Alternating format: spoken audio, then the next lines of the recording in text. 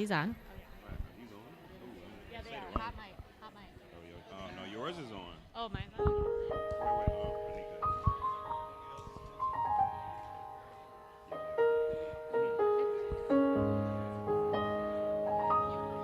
It's just...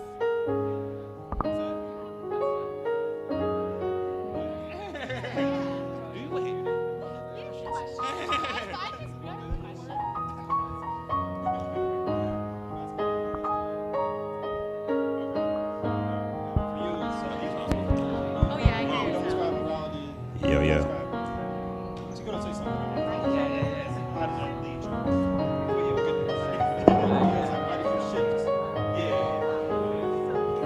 Am I on? Welcome to Lock In at AMPT. We're going to get started here in a couple of minutes. If we can start taking our seats.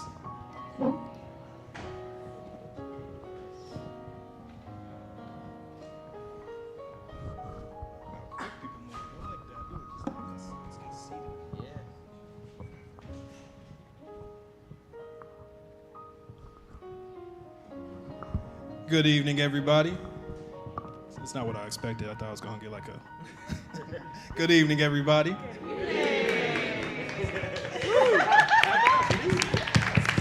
do that a little better. Have me out here sound like we're talking to myself. Welcome to Lock In at AMPT. My name is Jamal Cannon. We're going to have some introductions pretty soon, but I want to start you off with a question to discuss with each other. So what I want you all to discuss with each other, actually, I want you to discuss your money stories. And when I think about a money story, I'm thinking about all the things that have come along the way that have informed the way that we think about money. For me, if I were to ask to go to McDonald's on the way home from school one day to my mama, some of y'all know the answer already. What's the question did I get back? You got McDonald's money? And of course I don't, I'm 7. But that informs my money story, the way I think about money, and that informs the way I run my organization. I want you to think about your money story and describe it to the person next to you. How do you think of money as a person? How do you think of money as a leader or an employee of an organization? And how does that impact you in your day-to-day involvings? What questions do you have on my question? Let's discuss that. 2 minutes, go.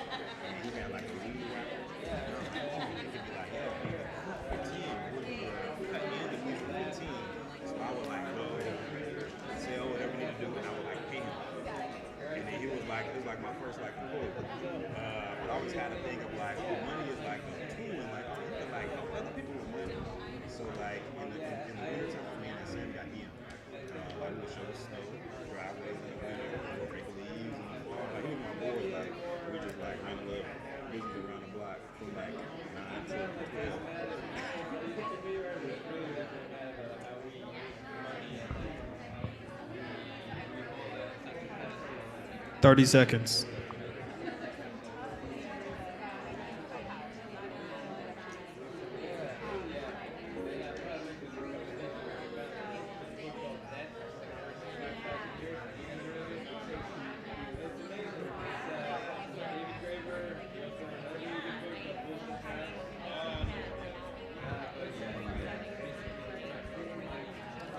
Let's bring it back in 5, 4, 3, 2, and 1. I really think about it.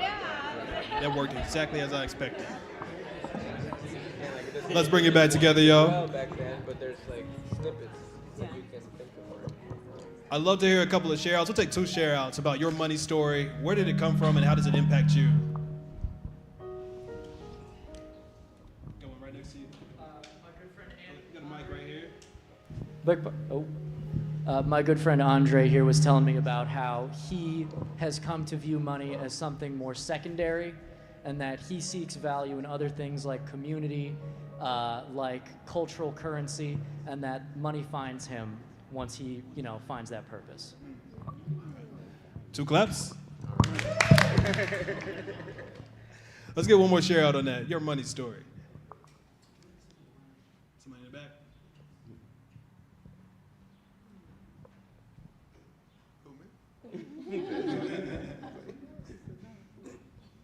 Hey. I basically said, like, we didn't have money conversations in my family coming up. I found out we were poor when I was an adult. My parents told me. And I kind of have that mentality, you know, I don't, it's like you, I like that, money finds you, I like that. I do what I love, and it does, you know, I've done well for myself. So I don't chase money. I was telling my partner that I negotiate well when it comes to my compensation, but that doesn't drive me necessarily. I think we're in a room full of people who aren't necessarily driven by money in an industry that is driven by money. So how we bridge those gaps in ways that are fulfilling to us and help us lead our mission without being led by money is a really important question. I think that leads us very well into our discussion today about how we can diversify the revenue within our organizations in ways that are still aligned with who we are as human beings. Definitely. So welcome, everyone. Thank you so much for joining us this evening for Lock-In at AMPT. My name is Anna Agarat. I'm the Director of People and Programs here at AMPT. Thank you for joining us in our space, and for everybody joining us online as well. We're going to start this discussion as Jamal really brought us into the room and into this space talking about how we think about money, and as nonprofit leaders, how we can think differently about the money and how we can continue to use money as a tool to ensure that we are serving in the ways that we want to serve our communities. And so I'm going to ask our incredible panelists to introduce themselves with their names, also their organizations, and by way of introduction, to share a little bit about the work that your organization is doing and how you are diversifying revenue and thinking about diversifying revenue at your organization. So we'll start with you, Liz. My name is Liz Jansen, and I am the executive director and a co-founder of Women Unite. And Women Unite is a nonprofit that provides free and sliding scale capacity building services to community-based organizations. So what that looks like is we offer things like grant writing, grants management, communication and fundraising support, graphic design, to primarily BIPOC women and queer-led organizations.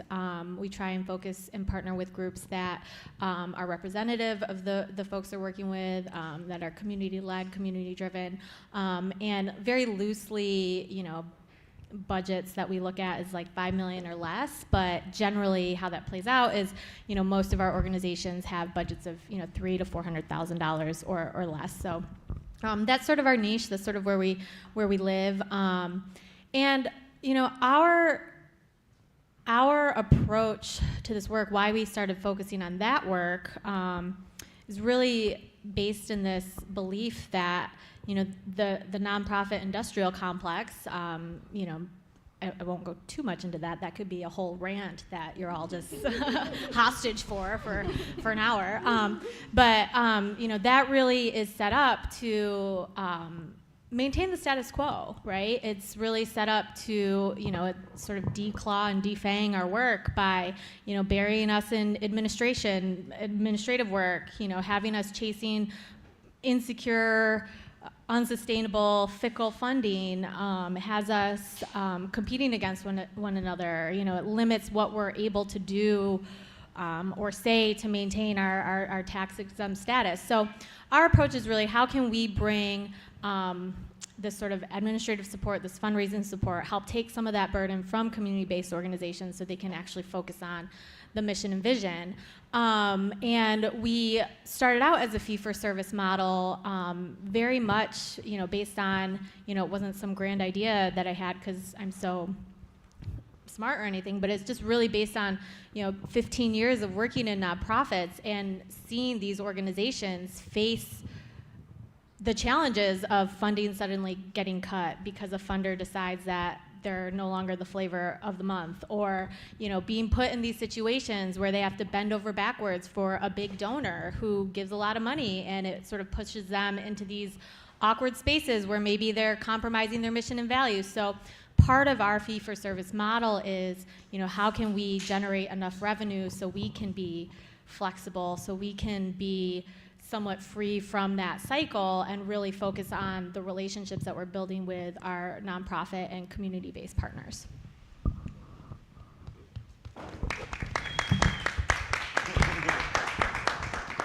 Hey everybody, I'm Coach Shawn Sorsby, founder and CEO of A Step Ahead Chess, where we believe we can harness the intellectual and strategic power of the game of chess to transform the lives of youth. So we work with youth ages 6 and up, although my son, who's 6 now, has been playing and competing since he was 4. So we start really, really young, and it's way bigger than chess. So it's all about the exposure that you can get through the game. So one thing we do is we do chess exploration trips every year. Last year we went to Washington, D.C., where we explored the monuments, the museums, did a college tour at Howard, and then we competed in a tournament and actually took first place in the tournament. So, and you might be wondering, well, like, how do you do this? Because we work with all these young kids, like K through 8, and as we were growing, we realized that we couldn't find the coaches. Right, so when you think about chess, like chess players are normally like introverted, like don't even like kids. So how could we find the people to work with our youth, especially Black and brown youth? And we realized that we had to grow that ourselves. So by the time our students are in high school, we offer them opportunities to become coaches and mentors, paid coaches and mentors to the K through 8 kids. And we have a hybrid model that we started in COVID, where now children can get access to those quality chess lessons no matter where they are. So we have one student, Daniel from Brighton Park, that's at Yale University right now, and he coaches chess from his dorm room, right? So it's all about access, and kind of to your point where you were saying like how you got into the fee for service. So until a couple of years ago, we were about 80% fee for service. Now by choice, we just couldn't get anybody to give us any money. We were like brand new, and as y'all know, like a lot of these applications will ask you, well, who's given to you before? And we were like, no one. And I imagine they took our application and like threw it in the garbage or something, right? Because, you know, they probably didn't even read it, right? So now we're about 40% fee for service. We've been getting more money from philanthropy, more foundations and grants and things like that. And now that we're more diverse, it allows us, like you say, to just have more freedom. I do want to give a shout out though, I almost forgot about this. This is the first panel y'all been on that offered to pay me to come speak.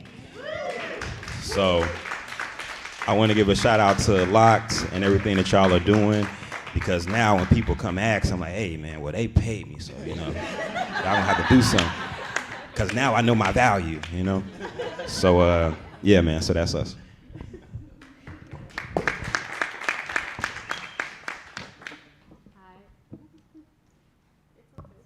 Is it on? Okay. Hi, I'm Amanda Williams. I'm a mutual aid organizer with Chicago United Solidarity Project, or just like I'm going to be referring to it as CUSP, because that's a mouthful.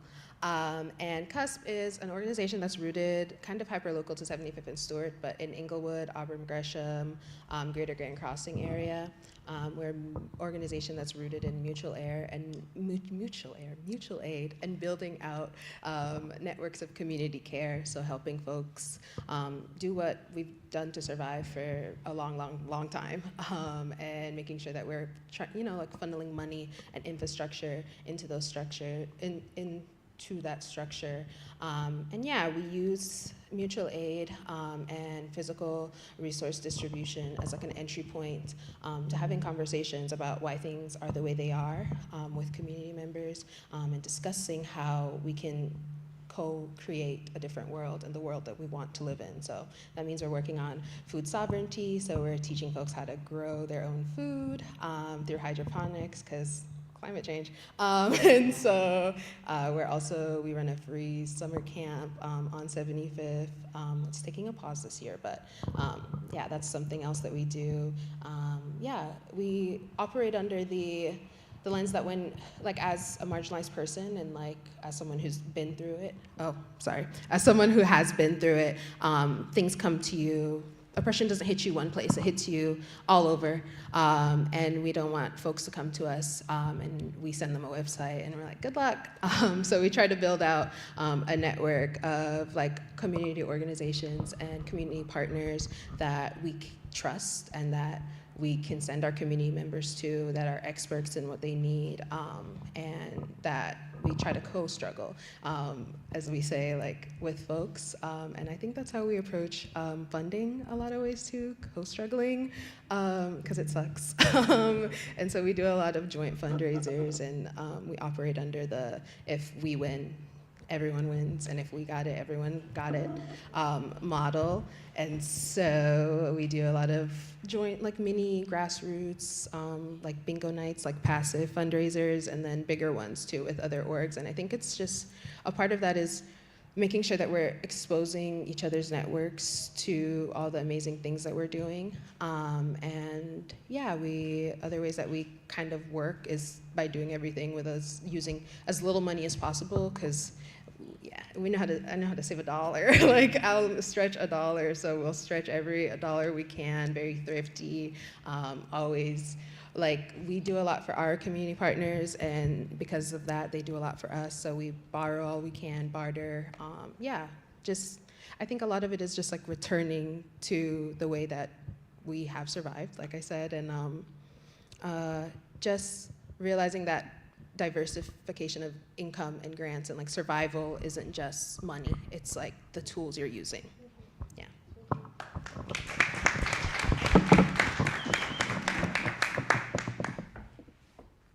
Hey everyone, my name is Carlos Robles-Shanahan. I'm founder and co-director of Duo Development.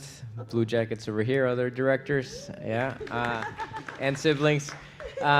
So Duo, we create built environment innovations for the benefit of society. So those are the sort of guideposts, right? Built environment, we say built environment, both the visible and the invisible things in the built environment, the norms and the forms. And then innovations for the benefit of society, because we want to create new norms and forms that actually provide a benefit, right? Even though people say just like impact very broadly, sometimes we want to be able to say benefit, right? Like it's going to be a benefit. And yeah, that's the bar, right? And can we meet it? I hope so, but at least that's the bar, right? Versus like, I want to make an impact. It's like, okay, you just made a really big hole there, but yeah, good for you. In the built environment. So what we do is we have two ways to operate, right? So we're basically we say one-stop shop for anything built environment related. So all the way from like your strategy and visioning, all the way to the construction and operation, but really focused on also what the experience and the programming is. So on the one side, we do fee-for-service work for organizations to help them think more broadly about their built assets. So we've done work anywhere from like actually, yeah, like what would a building look like, right? Like a clinic, how does it operate? What else could it offer more like holistically? Policies around like how much does affordable requirements for a new developer, how much can they afford, and how much can they actually be required to do by city ordinances. So that's kind of like the fee-for-service design work that we do. And then on the other side, we like to put our money where our mouth is, and we do like our own projects too. So with our own projects, we really say like we've tried to shift away from the narrow like what problem are you solving? You know, like a lot of funders will ask you like what problem are you solving? Like the one problem.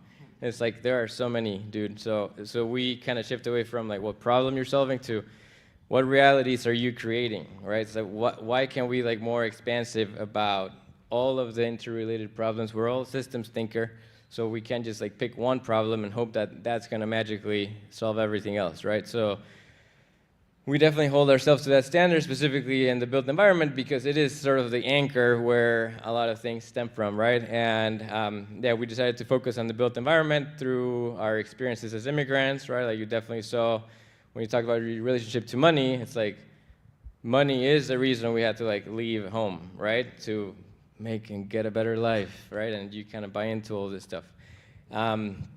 So yeah, so when we talk about built environment, that's also how we wanted to diversify the income, right? Similar, right? Like when we started, no one would give us a grant because it's like, oh, that sounds really weird, and we're not into built environment. Like, what is that? So then we did it, the fee for service. So that gives us a lot of independence to do actually our own projects. And then when we do invest in our own projects, that creates like a more permanent asset that then strengthens our balance sheets, right? And then that gives us more ability to have more independence. And then, like Sorsby said, right, like it's not that we're gonna stop seeking grants, but it's also more, it gives us more ability to make the grants come to us. Someone said, money follows you, right? Like then it's more on our terms, right? Like you see that we're doing cool stuff, you can be a part of it, as opposed to, we need you to survive. So we definitely want to be sure that that continues to happen. And yeah, with our projects, like set new precedents for how things can actually work. Mm-hmm.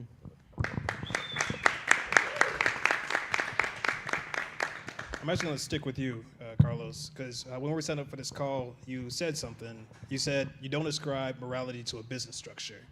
And I thought that's such a great framing for talking about diversifying your funds. Can you tell us how that mind state influences the way you seek funding? Yeah, and I'm glad you like that one.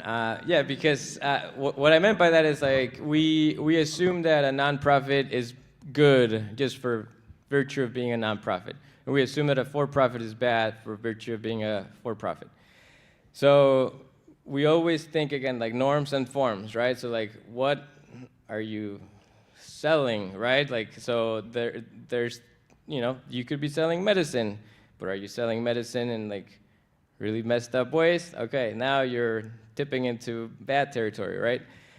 So yeah, the morality doesn't prescribe so the morality is not prescribed by the business structure. It's something that we really stick with because we really just lead with like the intention, right? And then when you have the actual intention, then you can actually see, okay, what legal structure and prepackaged entity actually works for this, right? It could be a trust, it could be an LLC, it could be a nonprofit, it could be a C Corp, and then you get to run the operation however you want it, right?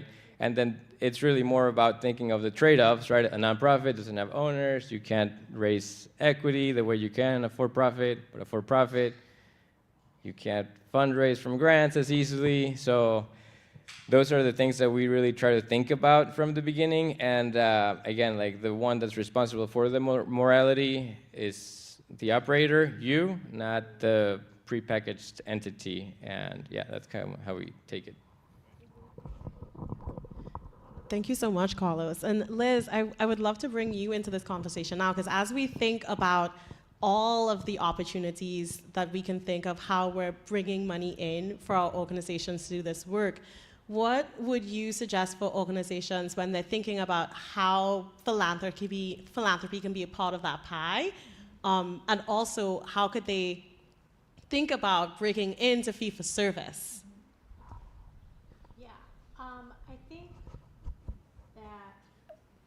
There we go.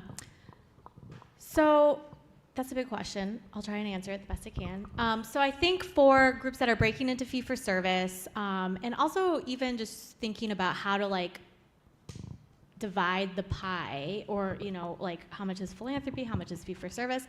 I really like what you're saying, Carlos, about figuring out what structure works best for you. I think there is a certain amount of like auditing you need to do about like what your morals are, what your values are, what your sort of lines are that you will and won't cross, like what your goals are, what sort of impact or benefits you're trying to build in the world, and sort of start there and then build around that. When we're talking, when I have conversations with some of the smaller nonprofits or the nonprofits that are just starting, I often start with like a sort of vision board, sort of, like what dream do you have? Like, fast forward to 5 years from now, what do things look like for you, right? And then sort of break down the various pieces and parts of that dream. Figure out, put a price tag on it, not necessarily, like in a capitalist way, but just to understand sort of the basic cost structure of, how you get there, and then start mapping out sort of how to get the money for your programs. And that could look different for everyone, but I think, especially now when, we're seeing a rise in fascism, in censorship, in sort of violent sort of repression of ideas, I think it's very critical to think about those bigger picture or sort of philosophical existential questions, and then start trying to drill down into like, so what does this mean from an operational standpoint? You know, like what type of funding do I need to make this happen? What type of funding do I need to be prepared? You know, are there ways that I can partner with other like-minded groups? Are there ways that we can, you know, barter or trade for service, right? Are there ways that I can start developing a fee-for-service model to try and, you know, start generating some revenue on my own so that, you know, we aren't fully reliant on funders. So it's sort of a combination of both that big picture, higher level philosophy, and then also a very practical nuts and bolts piece as well, so. If I can follow up, Jen, with you, because one of the things you said before was for nonprofits to recognize that what they do has value. How do they then take that value that they have and figure out how to create fee for service out of that? Yeah, I think so. So one of the things that we did from a very practical level was, you know, kind of look at what are other people charging. Now, whether that's what an actual business is charging, or like, you know, for some services, it's like, what does Medicaid reimburse for something like this? You know, like trying to get a lay of the landscape there. And then, you know, just do informal surveys with your networks. You know, think about the people who are doing something like this, or, you know, maybe people who've started businesses before, maybe it has nothing to do with the work that you do, but they have just navigated that process. So I think kind of taking a survey of what information is publicly available, what you can kind of gather from sort of research, and then also like really working with your various networks to try and talk to people who've done some version of what you've done before, to try and just ask them every question. That's really I did a lot of that, you know. And even if I asked so many dumb questions from the very beginning, so that's part of it too. So there are no dumb questions, is what you're supposed to say. Right. There are dumb questions, and I definitely asked a lot of them. It's okay to ask them, yeah. Shawn, if we can move to you. You mentioned starting off your organization being 80% fee for service, and that's starting to shift. What was the thinking behind shifting that funding model? Yeah, so I don't know if we necessarily thought about shifting. It just was like this organic thing that was happening where we couldn't get the money, but we knew we had a quality product that people would pay for, right? And what we realized is that those people not only came with money, but they came with the connections. So now all of a sudden, that actually opened the door to the philanthropy, because they're like, oh, I'm sitting on the board of woo, woo, woo. Oh, and now all of a sudden we're getting grants, right? So that piece like changed my whole perspective, where before I was in the Bahamas, where my wife is from, and that's kind of where the chess program really bloomed, and we're gonna be like just all black. It was like blackly black, this is what we're gonna do, right? And then I realized, well, okay, this is a program that's not just good for just these set of kids, this is good for everybody. Everybody wants this, right? So imagine me talking to a funder and I'm like, yo, your kid can't be in this program. They're like, wait, like my kid? Like, I'm like, yeah. And then they get in and they're like, oh my gosh, this is so helpful for my child, I can't believe it. And I'm like, I've been trying to tell you. You know what I mean? Like, this is what every child needs, right? So now our goal is, no matter what corner of the world that you're on, chess is for everybody. Everybody can do it, right? And it's just beautiful. I mean, we're still like 2/3 like black and brown kids, right? But then now it's super diverse. White, Asian, Indian, everybody all together. But it's run and led by folks that are from the community, right? So, man, I kind of just went off, but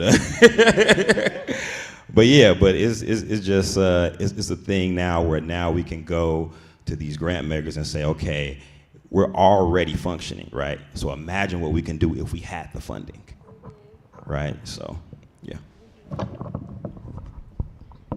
I love that story, because I think at AMPT we started off primarily, I mean, we were a funder-founded initiative, right, for capacity building for Black and Latina nonprofits on the south and west sides of the city. And now we are thinking of how to diversify our revenue away from that so that we're not primarily philanthropy funded, but how do we bring in earned revenue? And I think similar to your story, but on the flip side, we know our programs are incredible, right? We receive that feedback from people who are in our programs, and now we're able to think about that as a product, right? And so thinking about what is the value and the worth of that product, and how do we ascribe money to that, right? And an actual cost to that, to then think about what we would charge in terms of a fee for service. And I think many nonprofits are in that space where they start off providing everything for free, right, for your community, because that's where your heart is, that's where your passion is. And so to then think about, okay, what is the value that I'm providing, and what it would be the cost then to think about how do I convert that to a fee for service. Was interesting, was interesting, I think, like, when I first started, I felt like I was a sellout. I'm like, man, you know, this is supposed to be just for us, now we got all these other folks involved. But what I realized is that, no, like, you are valuable. Like, it's almost like a trick where, like, no, like, you should give everything away for free. Like, what you have is not valuable to the world. Well, okay, if I can have someone pay and then that can subsidize it and give scholarship to those that can't, what's wrong with that? You know what I mean? Like, I'm not just building a program just for, no, this is the prominent program in the world for everybody, right? So it puts you in a different mindset, so. And that's a mindset shift I think a lot of us can benefit from. I think some of us don't know to differentiate between capitalism and commerce. Mm-hmm. And the fact that not all commerce is capitalism. Not all commerce is exploitative. Not all commerce is meant to hold somebody else down. So we can engage in commerce in ways that are aligned with our values.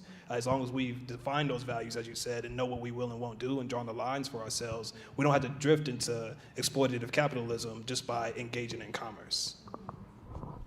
I love that. And Amanda, I would love to bring you into this conversation now, because you mentioned this word that I've never heard before, but now I think of it often, which is co-struggle. And so I would love for you to share a little bit more about what does it actually take to do collaborative fundraising, right? Especially as we think about, we're all here as nonprofits, we know the myth of scarcity, and yet we play into that game over and over again. So what does it actually take to do collaborative fundraising? Okay, I was thinking about this a lot on like the way over here, and like what a big barrier is, because when we talk about, like, we do a series of fundraisers called Summer Series, which is collaborative fundraising. We host these farm to table dinners and different events, and we try to bring folks down to the south side, like 71st in South and Princeton, to a beautiful farm, and like we have like sunset dinners, and like I think a lot of times we hear folks like, oh, I didn't know this was here. And then that brought me to, I think sometimes when we try to pull people in, they're like, oh, well, we don't have any money. And I think that a lot of folks think they can't fundraise collaboratively because they're not bringing money or like big donors to the table. And so I think a big barrier is how we like define capacity and define our value. I think that we didn't have a lot of money when we started like Summer Series, but we knew we were on the south side all the time. We knew about like the farm on the south side. We know our community members. We have these deep relationships in like such like beautiful community, and it's like, yeah, people live here. It's beautiful. And to bring like folks down and see like that the myths and ideas that you have are not true. It's not that folks are like worse than you. It's just a concentration of resources, not necessarily like morals, and like or like that. Yeah.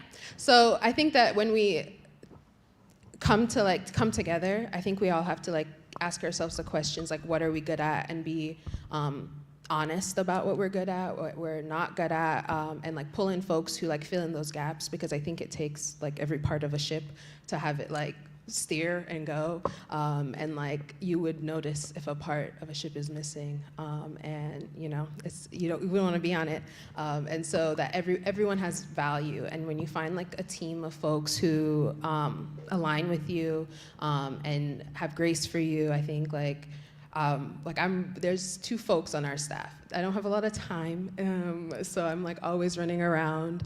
And like even before I got here, I was doing like helping someone with court and getting to court and like prepping for interviews and then doing resource redistributions and then other distributions and then came straight here. So me and my laptop are not together often. But when I am, it's like, I like try to lock in as much as possible. And even like our prep call, I took it in like the car. Like I'm always running around.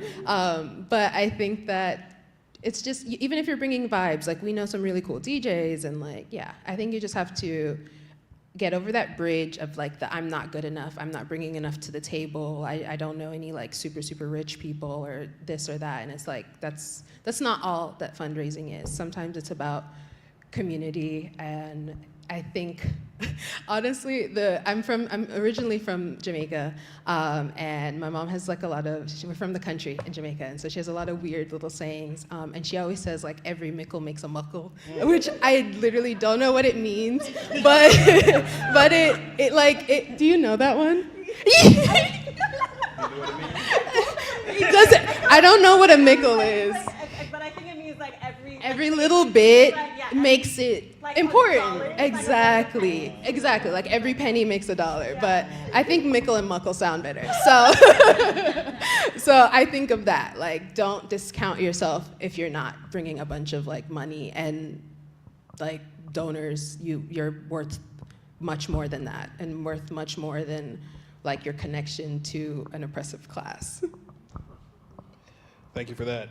I'd love to get into some more of those practical tips that we have when it comes to like what is the support, the tool, the mind state that has been most useful for you in building out income streams. And I'd like to share one of my own, if you don't mind. So at the Block, we get about 60% of our funding from foundations, and a vast majority of those foundations are family foundations. And the mindset that has allowed us to be successful in that realm is I treat family foundations like they're individuals.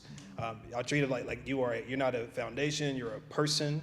I'm going to steward you like you're a person. I'm going to build out a relationship with you like you're a person. I'm going to try to become your advisor, in a sense, for how you give and what you're looking for in a nonprofit through the relationship that we build, as opposed to looking at you as an entity.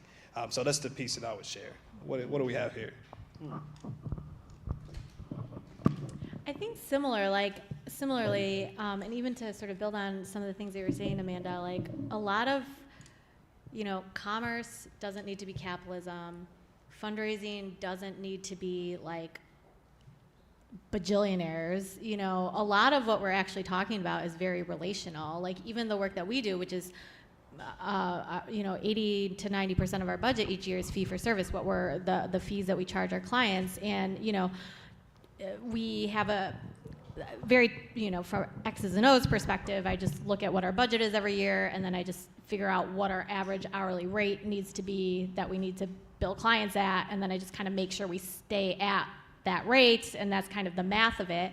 But the sort of relational aspect is that, what made Women Unite, those early years, what made it work was, really leveraging all of the relationships I had built throughout my career, personal networks, professional networks, all of those things, those relationships, word of mouth. And now, 6 years into it, most of our business development, as they say, is from word of mouth from our existing clients, right? So again, making sure that we maintain strong relationships, and also making sure that we maintain, a pretty consistently high quality product, right? And so that our services remain strong. Of course, we're not perfect. We're not batting 1,000 or whatever is good batting. I don't know why I chose baseball. That's the sport I'm like least fluent in, but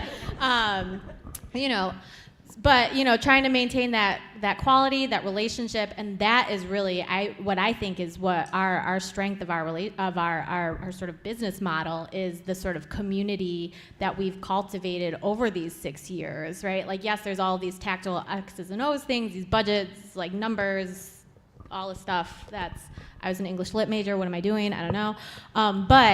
But at the end of the day, I think what really gets us through, what really builds that business model is those relationships. So.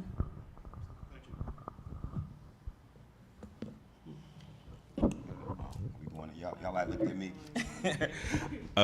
Yeah, I think like this mindset shift that like we're running businesses, right? That's what really I think changed how we looked at things, because I find a lot of nonprofit leaders are passionate about the work, but then they struggle with the running the business part, right? So if you don't have your financials in order, if you don't have an accountant, if you don't have all your legal stuff in order, you're not gonna be able to do anything. But from a business perspective, you would say, oh, just to keep above water, I have to have those things. But we kind of come into it like, I'm passionate, I'm ready to do work, and it's like, oh, but I don't know how to run the business part. So I think that like we need to have that shift, and also know that we need to be respected as business people, right? Like you're not just gonna exploit me, right? You're not just gonna have me running around doing all this stuff and be like, oh, well, your pay is exposure. Wait, what? Wait, y'all reached out to me to come do this and you're gonna pay me in exposure? Obviously, that's not my problem. You know what I mean? So I think like that's the shift that we need to all have.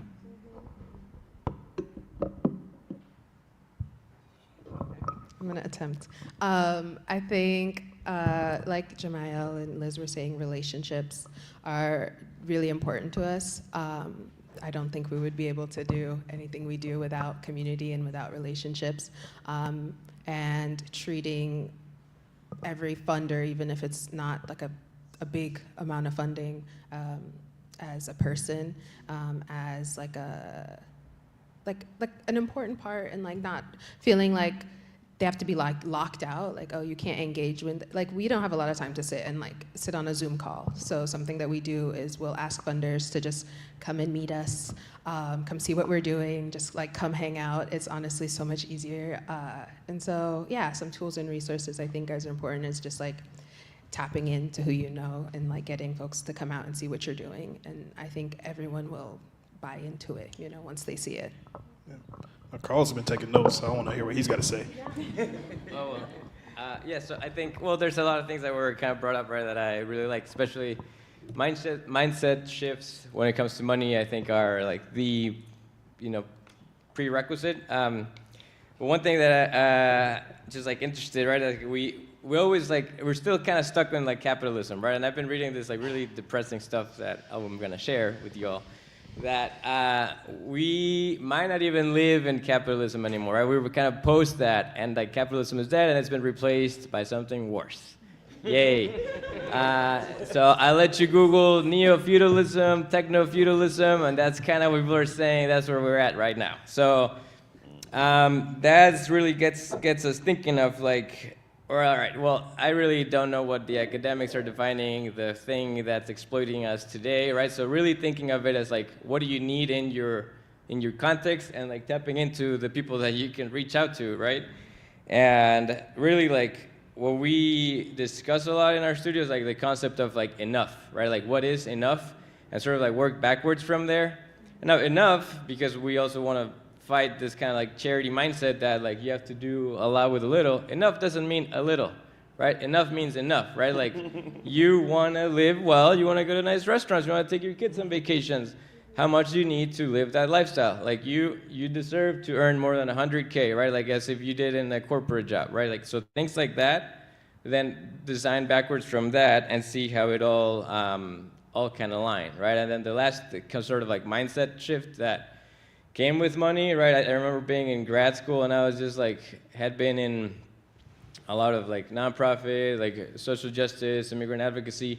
A lot of the excuse was like, oh, well, it's just like, we're in this problem because there's just not enough money.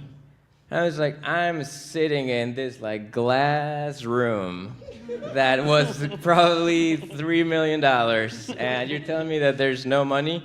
But like money isn't the actual issue, right? It's actually like how people think about it, what you think it can do, whether it needs to grow forever, right? Like foundations are sitting on like millions of dollars, and like the tax code is set up so that it continues to grow. Their main priority is to grow their assets rather than like distribute the wealth, right? So it's like, okay, I get it, right? Like you're playing a game, we're all playing a game. So how do we have those honest conversations, and then also be able to defend ourselves when it's like, the buildings that were built, it's like, oh, what's the return on investment? It's like, you're a foundation, bro. Like, you're not a private equity firm. Like, you're getting a tax benefit and your assets are growing. You tell me what's your return on investment, right? So I think all of those things, like knowing that money is subjective, what people need is subjective, and that we can all make it contextual to our own needs and our own enoughs, and our enoughs, again, like to what each of us want. I think that's a good mindset shift to start with. I love that, Carlos. And I think if I could chime in as well, and in addition to understanding that relationships and relationship building is the core of all fundraising, whether it be philanthropy, even fee-for-service, right? I think there's also something to be said about, and I think maybe it was you, Sorsby, who said this earlier about knowing the value of what it is that you are providing. Even if you are doing everything for free in your community, that stuff is not actually being done for free. There is a cost to all of that. And I know for many of the nonprofits that we partner with, that cost comes directly from your personal bank accounts, right? Before you're actually getting any sort of grants or even fee for service. And so think really deeply about what that cost is. Something that Angela, our executive director, always tries to make me think about is what is the true cost? Right? Because for me, I'm always like, no, that's too much. That dollar amount feels too much. There's no way we're spending that much amount of money on the programs that we're doing and therefore asking somebody else to pay that to us. And it's probably too little. And I think that we always want to downplay how much work that we're doing. We want to minimize the amount of effort and what that effort actually costs if we were to consider it in a monetary form. Did you want to jump in, Jamal? Because I have another question. Yeah, one last thing on this. So many times when people ask how much does it cost, we answer how little can we do it for? Yeah. And those are two different questions, and you shouldn't answer one with the other. I love that. Yes. And I think one of the things that supported us here at AMPT as well is the ability to think creatively when we are considering our income revenue streams. And so when you're approaching funders and you're building these relationships, as we all know, the funder priorities shift and change, right? And so someone who may have been funding in youth programs 2 years ago decided that actually we want to do violence prevention now because that's how we're going to save our young people, right? And so sometimes you're having these conversations and you realize, oh my gosh, well, this person is no longer interested in me. And for us, one of the ways that we've been able to continue building those relationships is understanding that, okay, they're not going to give us a grant, but we might be able to get a contract, right? We might be able to see how we can come in and continue this relationship and change the dynamic. And I think that the ability to think creatively and innovatively in those relationships and how we're diversifying our income stream has really supported us and benefited us in thinking how we can remain sustainable. And so I'd love to put Carlos on the spot and everybody else as you think of, because I know Carlos, dual development, when I think of creativity and the way that you are considering all the different LLCs and 501c3s and all the different ways that you've creatively constructed your business umbrella. I would love for you to share a little bit more about the ways that you've done that. Yeah, all right, I won't get into the weeds, but essentially, one interesting resource I'll share is this rising reporting on calling alternative ownership structures, right? So it's really just about the fact that, and it's from Transform Finance is a really good resource on that, but it's really, when you think of more progressive organizations, right, in the built environment, they'll say, oh, you're doing something that's anti-capitalist and do a co-op or do a community land trust, right? But that doesn't, again, that doesn't in itself make them good, right? There are co-ops that exploit their contractors, right? And the co-op people are cool.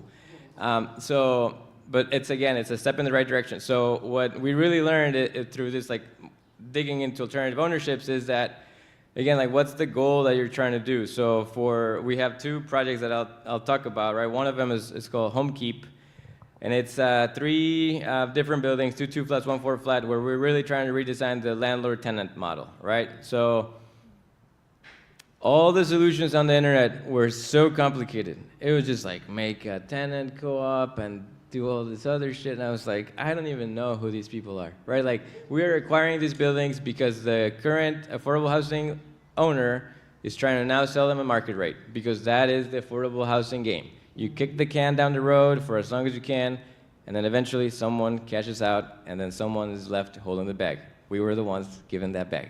And we were like, well, let me see. So then we talked to the city. City gave us a really good loan. Talked to IFF. They gave us a decent loan.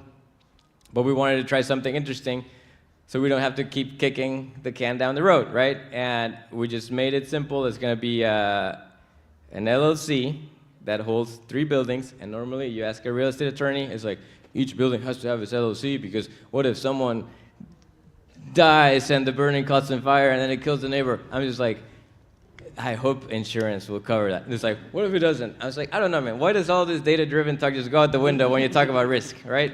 So we had one LLC, but then we tried this whole like equity crowdfunding piece to raise funds for that. And then the equity crowdfunding, then we talked about, we think about, okay, who gets governance rights, who gets economic rights? And that was the thing, right? So then the economic rights is going to be the tenant, by just virtue of living there, right? They're not on paper and the LLC, but the investors are in the LLC. And guess who doesn't get any governance rights? The investors, because they don't even live there, but they like us and they think it's a cool project. And thanks, right? Like, that's great, thank you. But you don't even know where these buildings are, and I'm glad that you trust us to try that. So that was it, right? As simple as an LLC, no need for anything fancy smashy, nothing prepackaged, nothing extra. It's just making an LLC that exists work for us. And then Starling, we wanted to be like, oh, we did HomeKeep. It'd be cool if people in the neighborhood, this was in North Lawndale, could buy into a commercial building and by only $100, buy into the building.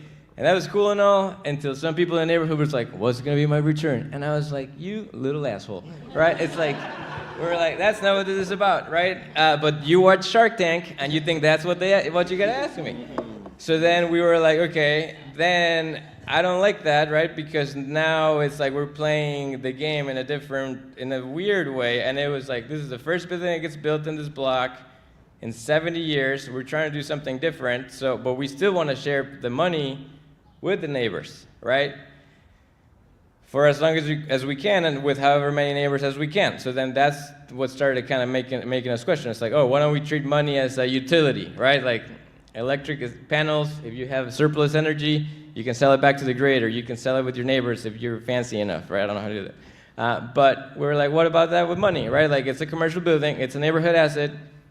If there's surplus money at the end of the year, a profit, right? We don't have to distribute it to investors. We could distribute it to just the neighbors. And which neighbors? Just the ones that came to the building more often.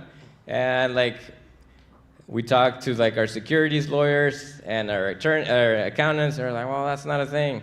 And I was like, what do I need to call it? That's like a community engagement grant, like whatever. So it's like, we're gonna give people that visit the building the most $500, right? Initially, we were gonna say, oh, invest $100, and because we were getting a lot of grants, they were gonna get a 10% return, which is better than the stock market. And again, we were kind of comparing ourselves to all this other shit, right? So we're like, okay, you're gonna get $10 at the end of the year. We're like, no, you're gonna get $500 at the end of the year, just by virtue of like existing and making this place vibrant, right? So some people still ask, like, what's the return investment? It's like, well, you can't divide anything by 0. So we're literally like breaking math if you really want to like call it that way, right? So it's a really long story to what I'm saying, but again, like the existing law provides the structures that you need to make your initiatives work for you without, again, acting like there are only certain ways to do it. And then the last caveat with this is like, when you go talk to the experts, they'll say, no, that's not how you do it. And that's really because they went to university that is, they train people to work in corporate America. And then they teach them how to do tax returns, and they teach them how to do law for big corporations. And when you're trying to do something different, they just didn't get to that part of the book, right? So you got to get there and then be like, what does this say? And you're like, oh yeah, okay, let's give it a go. So yeah, I'll stop. Yeah, where do I got to live to get $500 for showing up? Yeah, just keep coming. You'll see something. Well, and then last thing, that one, like, also like tempering our own expectations, right? We wanted to launch Starland with like all of the things. This is the name of the building. But we haven't started that yet because when we started floating it, people were just like, what? Like, why are you going to give me money? And it's just like, all right, we're going to take it one step at a time. So maybe in a couple of months, you'll see the sign and everything. Yeah. Do we have time for audience questions? Good deal. I'd love to take some audience questions. What's that? We have online questions. Okay. Can you? All right, so our online question, how do you, sorry, so if some folks are online saying they're struggling to gain traction and exposure to even make these relationships and to build their donations. So what are some recommendations for them? I'd love to start with this. I think one of the biggest responses that you get when you start talking about fundraising with people is we don't have the network, we don't know who to go to. And I always say to start where you are. There are people, there is power in your circle, even if it's somebody who's going to tell somebody about you. Start where you are.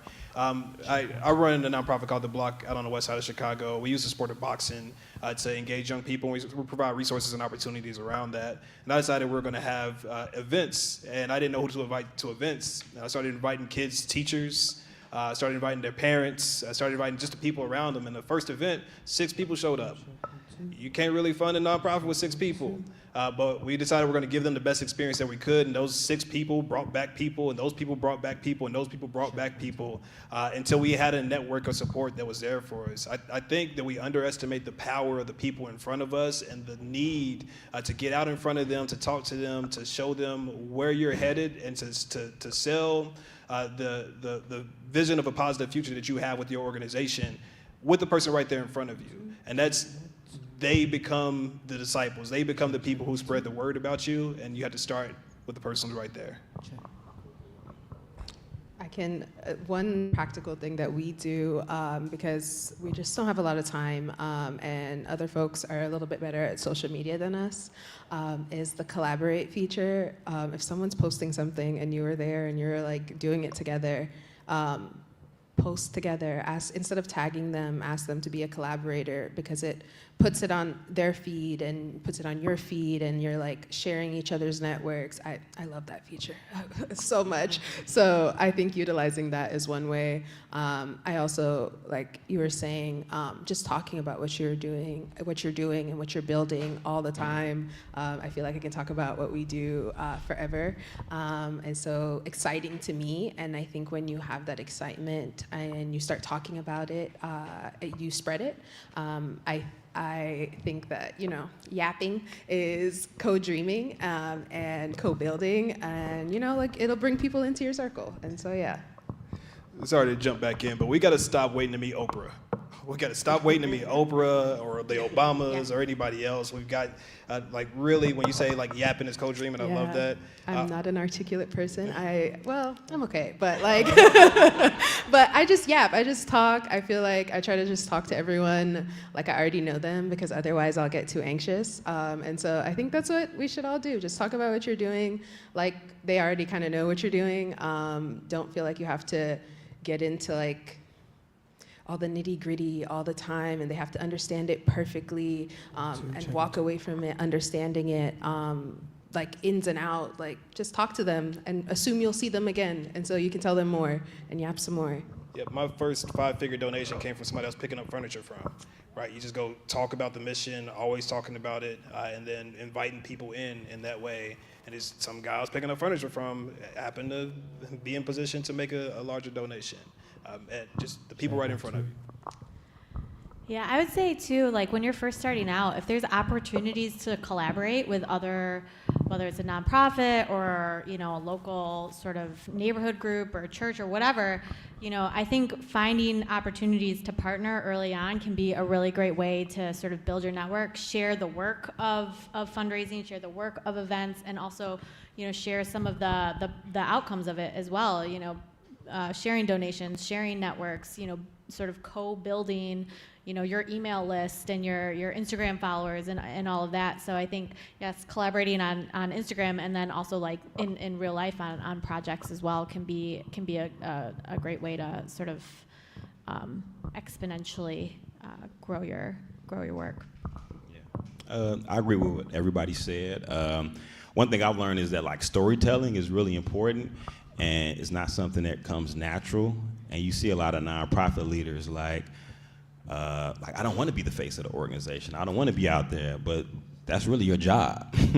That's your job to do that, and you have to empower other people with the stories, so other people are going out into the world and they know, oh, a step ahead chess is chess lessons on a board, life lessons off the board. Like they understand what it is, and what I'm learning now is that you want to build relationships. Actually need them. So if I was to go to the bank, right, and I was like, yo, like I need a loan and I'm about to foreclose on my house, like my wife left me, I have no money, they're gonna be like, no, we're not gonna give you any money. Or if they do, it's gonna be a bunch of like stipulations that you can't even like do.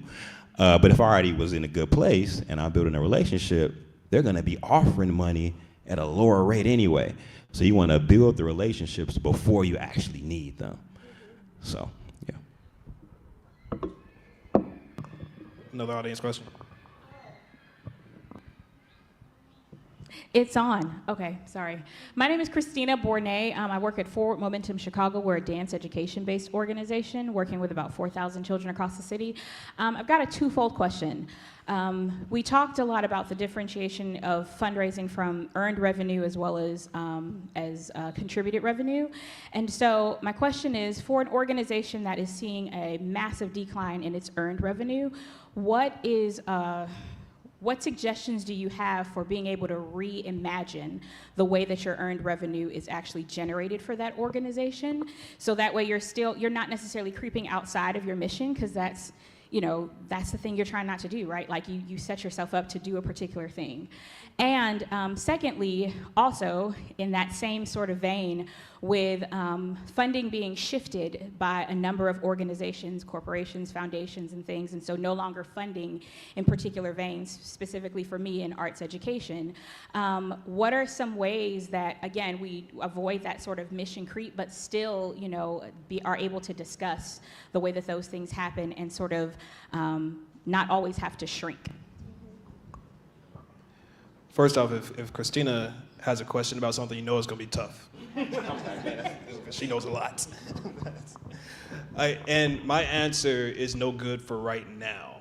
My answer is good for the next time it comes around. Because I'm thinking about navigating an organization through COVID and the way funding priorities shifted so quickly. I mentioned we were 60% foundation funded now. When COVID came around, we were about 80%. And we just decided that we needed to work on diversifying that as much as possible and find these new forms. I don't have an answer for how to shift your earned revenue model, but I know that thinking of ways to bring in money in mission-aligned ways right now when we're seeing these pieces fall apart will be productive for the next time this does happen again. Because every time is unprecedented. We're just continually in unprecedented times. Yeah. So preparing for the next set of unprecedented times. I'm sorry I don't have a better answer. I mean, one thing I'll just not knowing really any of your circumstances, but whenever if you have earned revenue, I would say like really engage in what we call like constituent discovery, right? Like try to have as many like candid conversations as possible, both to see like what's driving the loss of earned revenue, right? So you can identify new needs, and then maybe you're able to shift a little bit of your services. Because there's a lot of reasons, right? It might be people can't pay that much at once, right? So maybe you're able to say, okay, pay me over 6 months or pay me over a year.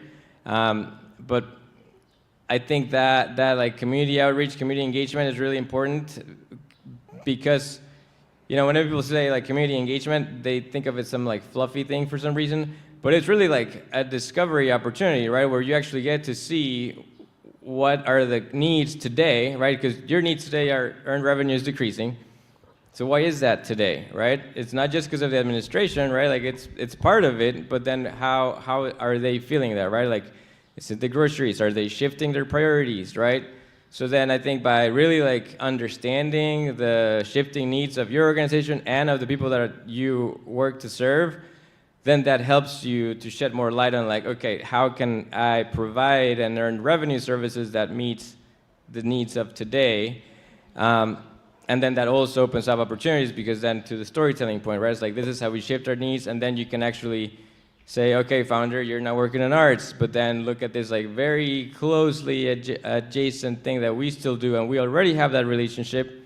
They'd be probably very happy to be like, oh, I'm so glad you're not doing arts because we're not funding arts right now, right? So I think that discovery, both for your constituents and your relationships, is really important.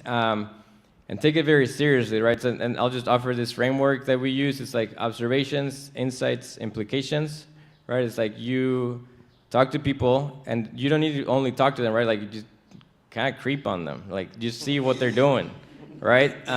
So observations. And then your insights is like, why might they be doing that? Why are they saying that?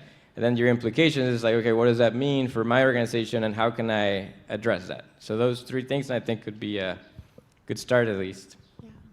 And Christina, I really love your question, and I'm also curious as to whether there are some deeper connections between your decreased earned revenue and also your decreased contributed revenue that maybe are not immediately clear. So one of the first things that comes up to me is, for example, if part of your earned revenue is also as a result of being in CPS schools and getting paid from being in CPS schools, knowing that their budgets are getting slashed at the same time that arts funding is getting slashed, those are connected, right, to political landscape. And so thinking a little bit deeper, even through your earned revenue strategy, and recognizing that maybe it's not as diversified as you thought it was, right? But then when the other question you asked about how do you maintain other ways of doing earned revenue while still remaining in mission, I think what Carlos mentioned is so key, like that idea of market research, which is something we've been talking about even today, right? Like really understanding who your customer is and what their ability to pay into that would be. Do you need to start a sliding scale? Do you need to start a pay by week? Do you need, you know what I mean? Whatever it is. But then beyond that, because I know Forward Momentum does dance classes, but I'm sure you also do performances, right? Are there avenues to start asking for payment to see performances? Is there an opportunity to move beyond just, okay, people are paying us to do class, but maybe we do more performances and we ask people to pay, whether it be a contribution or whatever it is. I think there are ways to think a little bit more and a little bit beyond just, okay, this is what we've done, to expand the ways that you see the value add that you're bringing to community and recognizing how you can start bringing in some revenue in those other ways too. I'm glad y'all are here, because I was just like, get ready for the next crisis. No, but along your point, and this may not help today either, that goes back to the building the relationships now. And the way I see it, this whole thing is like dating. And you're not married to anybody in this game. You know what I mean? Because their priorities can shift tomorrow, right? So when you're dating, you have to get to know someone. When they call you, do you call them back, right? Like, how do they treat you? Sometimes you start getting treated a certain way. You're like, oh, this is how I'm supposed to be treated, right? So you have to get out there and build the relationships with as many people as you can while also maintaining your integrity of like who you are. You know, I think both of those things can happen at the same time.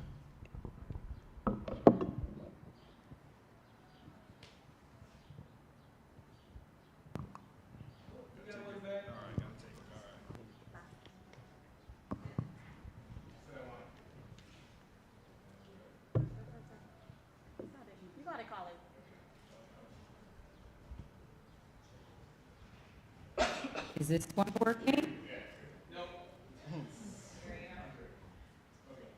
It was muted. Oh no.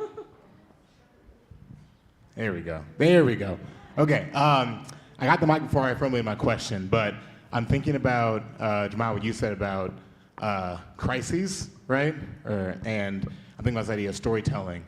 I'm Colin, he, him, so Buck Production and Organizing. We do film and radical organizing work. And so what we do with storytelling, right, to change mass consciousness on different interrelated issues in movement in Chicago and abroad. And so storytelling is like kind of bread and butter. And I think about our shift of funding of like not getting really any grants to getting some larger grants was in 2020 during the uprisings.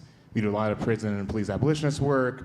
Uprising things were going crazy. And so a lot of organizations that you guys probably also interacted with were realizing, oh, black-led orgs are doing good stuff. Radical orgs were right this whole time. Let's start funding them, right? And you see some revanchist shifting back to the old ways, but we've been fortunate to see some folks stick around as far as funders and things, which has been good. But I think about these crises, I put in air quotes because I think they are manufactured, right? We think about COVID, we think about Trump 1.0, 2.0, we think about the financial crisis, think about the housing crisis, right? And these things that, I think some of us could have predicted in certain ways keep happening, affecting the global economy and the earth in really ways. And so I think about the story we tell around when there's crises, and sometimes when funders or philanthropy more broadly, maybe we'll give out money easily, or with less strings attached, which can be good for a moment, but it changes. How do we both tell ourselves and them stories about how we got here, and also the responding to the moment in the most urgent ways as well? Because obviously things are literally on fire, folks are being taken, disappeared, but they always were. Right. But it's more by numbers, but also more in your face now because we have certain administrations or whatever. So how do we talk about how there's been a genocide for 77 years, slow drip, a lot more than the last year and a half, but now kind of folks are more angry about it when they weren't several months ago, right? It's been going on no matter what happened in the election. So I think about those things as far as how do we win in crises, when there's a big tent pushing back, how we push folks in that tent to be on the right side of history when it seems better, when it seems good, when folks are still struggling, and those conditions lead to the Trump, the COVID, the uprisings, the financial crisis, when it's a slow drip, when things seem better. That's a big ramble. There's a question there somewhere. Think about storytelling, think about framing, think about how you pushed yourself, or is making your analysis more radical, more liberatory, versus just surviving to the next crisis. Okay, you're talking my language. I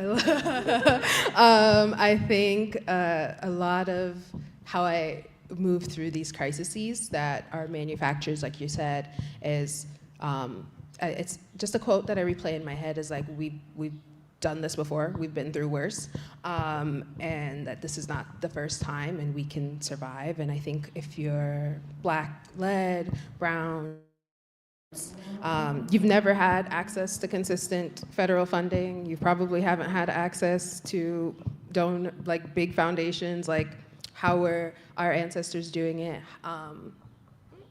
How did they opt out of being so bought into money? And like, you need money, you need.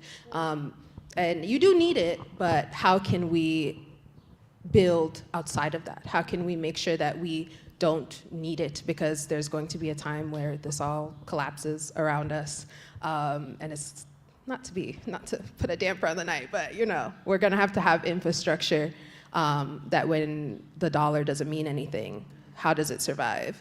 And so I think thinking about that is important. I think that leads what we do. And I think also when crises emerge, people get tapped in. And I think that a lot of times they tap out as soon as they can return to a sense of normalcy. I think that's just like how people are, especially in America. It's just like, okay, I get to go back to normal. This doesn't mean anything to me anymore until the next time. And then you've been building in the background the whole time.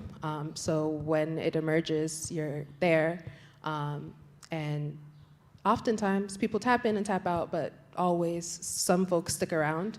And it's important to stick with those folks and be honest about what you need. I tell community members all the time, if I have it, I'll say 100% we're gonna figure it out. But if I don't, I'm gonna be honest with you. I think building with that sort of relationship is important. I think as an org rooted in mutual aid, I often am grappling with the reciprocal nature of what being mutual aid means, and then also being being fiscally sponsored and having a 501c3, and using that to build the infrastructure that we know we need, and making sure it's built out for community members. But I think a part of that keeping that reciprocal nature is being honest. Stop treating people like they're not a person, and like I want people to treat me like I'm a person. Like we have 2 people on staff and we're doing 1,000 things, and like community members know that like you can call my phone and you can like text me and I'll get back to you, but like sometimes I'm too busy, and like you just like grab me when you see me, you know? And so yeah, I think that's important. I think even with like funders and funding, like just being honest and building those relationships and like remembering that like you're right, like it'll come back and it's manufactured and it's on purpose, and we've done it before and we'll do it again, and like the people have the so. Yeah, and I mean, what that made me think of is like that is like, you know, the constant crises, and knowing that we will always and have always been like under attack that's our big focus on like land, right, and land ownership. Like I think one thing that I hate to see floated as like affordable housing solutions is like, oh, maybe now you can have 100-year mortgages. It was like, that's crazy. That is crazy, right? Or forever leases. It's like, that's also crazy, right? But there are countries that operate like that, right? And then that is seen as a win. It's like, oh, I can live in this like tiny place with the pleasure of knowing that my mean landlord can never kick me out. I should be grateful. It's like, no, that's crazy. You should burn something, right? So that is like the risk, right, of like being like what you said, right? It's like, oh, when Trump leaves, oh, the next devil won't be as bad. So it's like, oh yeah, now I'm good. I can kind of kick back and relax, right? It's like, no, like that's why we're like buy land, own land, do something, you know, put solar panels on that shit, and hopefully when ComEd like goes out of business, then you got solar panels. So that is a little bit of like your world building, but also like bunker building for when shit really hits the fan. Yeah, so. You should burn something. Burn something. As a joke. As a joke. A joke.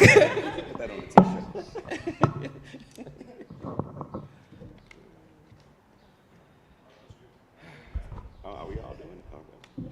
I feel like y'all did a great job. Yes. It was great. I know. We really do have to. Oh my gosh, my cough is coming out. We have to wrap up now, and so we're just so grateful that we're going to stick around for a couple of minutes. Please, all the questions that you still have, feel free to ask us. We'll be here. There's also a survey that's going to come back up. We really encourage you to scan that QR code. There's also another tabletop around. We'll also email out the survey too, but please give us your feedback so we know how we can continue to improve these experiences. And I really just want to allow each of us to close out just like final words of encourage us. Like really, let's close out with some joy. Let's close out with some hope, right? There's joy in burning too, right? I love a good cookout. Keeps you warm. And so I'll start with you, Liz. If you could just leave us with some joyful experiences, some wisdom about as we sit here and think about how we are all going to be diversifying our revenue, ensuring that we all have the independence that we need to be able to continue doing the work that we want to do in community. Just some words of encouragement to close us out for this evening. I think people probably know more than they think. I think if you really are committed to the communities that you're representing, that you're a part of, you know what they need, you know how they work, and there's certainly power that comes from that, and I think you can really sort of own that and embrace that for yourself, and be very confident in that. And if the work that you're proposing is a solution or a need or a service that is really community-led, community-driven, you are the expert, right? And there's I think you can go forward very confidently with that, and surround yourself with people who can help you fill the gaps in the other areas where you aren't an expert. But I think just understanding that is that sort of foundational piece to have the confidence to start assessing your value and understanding your value and announcing your value. So I think just sort of starting with that you know more than than people who aren't doing this work, who aren't in your communities. You are an expert in what you're trying to do, and you can be confident in that. Dope. Yeah, like we all have value. That's what I want to start with. And, you know, I've learned a lot of things today. Like one thing from Carlos I'm hearing is like money is not the problem, it's how it's implemented, right? So maybe we're the solution. Like it's not a thing where we need to be ashamed to have money. No, let's have the money so we can show them how it's supposed to be done, right? And a lot has been shared today, and know that, you know, if we're taking this all in, you're not gonna be able to just on one move make it happen, right? You're gonna have to come up with a strategy. You're gonna have to like come up with tactics that lead to something down the road. And I guess what I'm trying to say is that we should be playing chess, not checkers. Get him off the stage.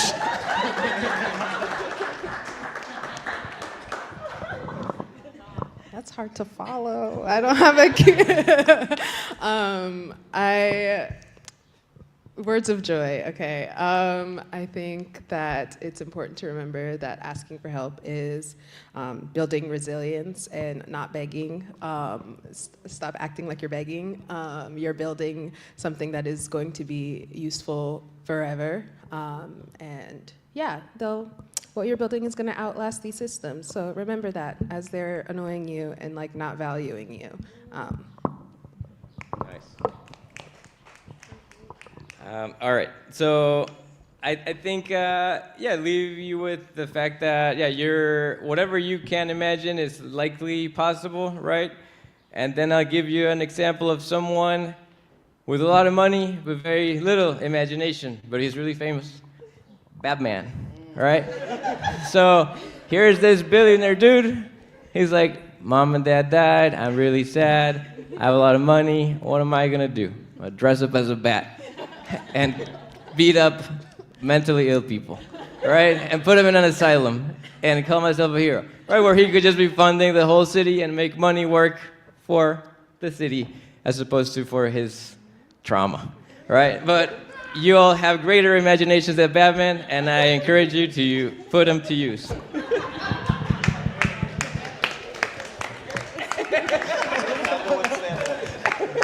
My problem with Batman is he doesn't pay taxes. That too.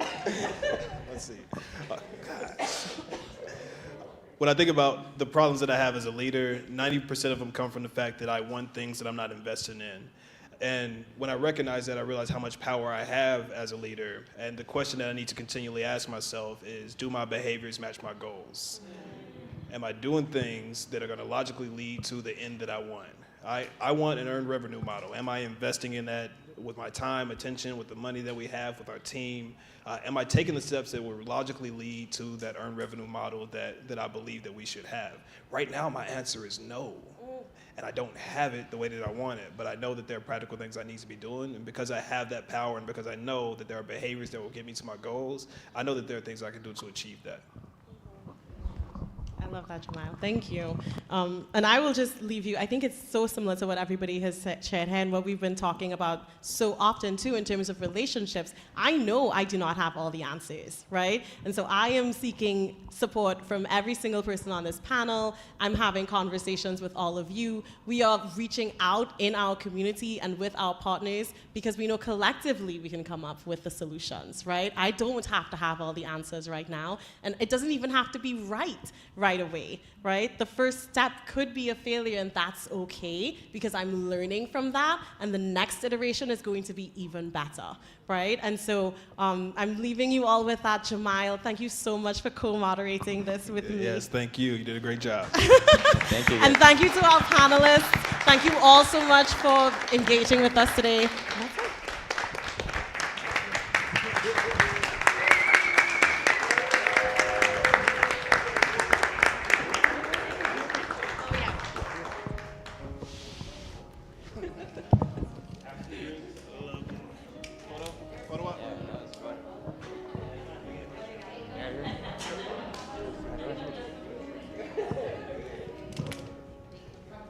Check 1 2. Hello, hello. Check 1 2. Hello, hello. There is still food and drinks, y'all. If you want to get some food, please take the food.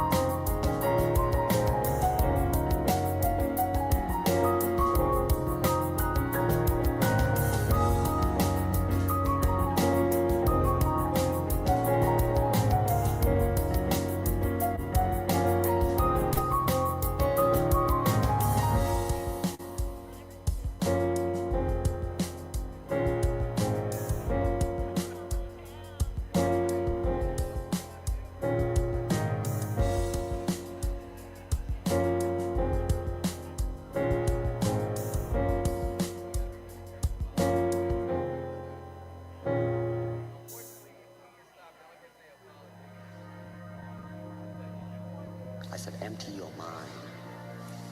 Be formless, shapeless, like water, like water, like water. Now you put water into a cup. It becomes the cup, becomes the cup. You put water into a bottle, it becomes